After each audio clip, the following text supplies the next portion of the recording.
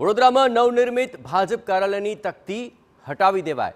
ઉદ્ઘાટનના 24 કલાકમાં જ આ તકતી દૂર કરવામાં આવી. સાંસદ અને ધારાસભ્યોના નામોની બાદબાકી કરાતા આ વિવાદ વકર્યો હોવાનું સૂત્રો તરફથી જાણવા મળી રહ્યું છે. પ્રદેશના નેતા અને પ્રદેશ પ્રમુખની સૂચના બાદ આ તકતી બદલી દેવાય છે. અગાઉ વાસ્તુ પૂજન માટે કાઉન્સિલરને જાણ ન કરાય હોવાનો પણ વિવાદ સામે આવ્યો હતો.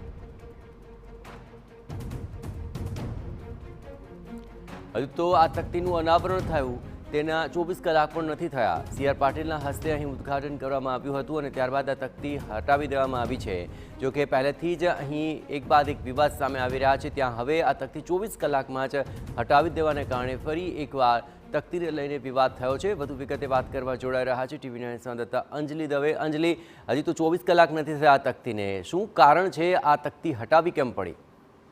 બિલકુલ, જેવી રીતે વાત કરીએ કે શહેરનું ભાજપનું નવું જે નિર્માણાધીન કાર્યાલય છે નમો કમલમ, તેની તકતીનું અનાવરણ કેબિનેટ મંત્રી અને પ્રદેશ અધ્યક્ષ સી.આર. પાટીલના હસ્તે રવિવારે જ કરવામાં આવ્યું હતું. જો કે આ તકતીમાં સી.આર. પાટીલ, મુખ્યમંત્રી, ગૃહમંત્રી અને શહેર ભાજપ પ્રમુખના નામ સિવાય કોઈના નામનો ઉમેરો નહીં કરાતા વિવાદ થયો હતો. વિવાદ વધતા અંતે 24 કલાકમાં જ આ તકતીને ત્યાંથી હટાવી લેવાની ફરજ પડી છે.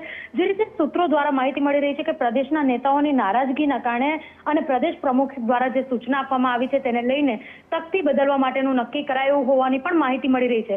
ઉલ્લેખનીય બાબત છે કે કારેલીબાગ વિસ્તારમાં જે નવું કાર્યાલય બન્યું હતું તે માટે વાસ્તુ પૂજન પણ થોડા દિવસ પહેલા કરવામાં આવ્યું હતું. તે દરમિયાન પણ કાર્યાલયના જે મુખ્ય નેતાઓ છે તેમના સિવાય કાઉન્સિલરોને કે અન્ય કોઈ પણ પદાધિકારીઓને સાથે સાથે કોઈ પણ કાર્યકરોને જાણ કરવામાં નહોતી આવી. તે વખતે પણ ચર્ચાનો વિષય બન્યો હતો. ફરી એક વખત જ્યારે તકતી અનાવરણ કરાયું, મોટો કાર્યક્રમનું આયોજન કરવામાં આવ્યું, તેમ છતાં કોઈને જાણ નહીં કરાતા વિવાદ વકર્યો હતો. જી આભાર અંજલિ. તમામ ગતિવિધિઓ પર આપ નજર રાખતા રહેજો. જોવાનું રહેશે ક્યાં સુધીમાં તકતી ફરી લગાવવામાં આવે છે.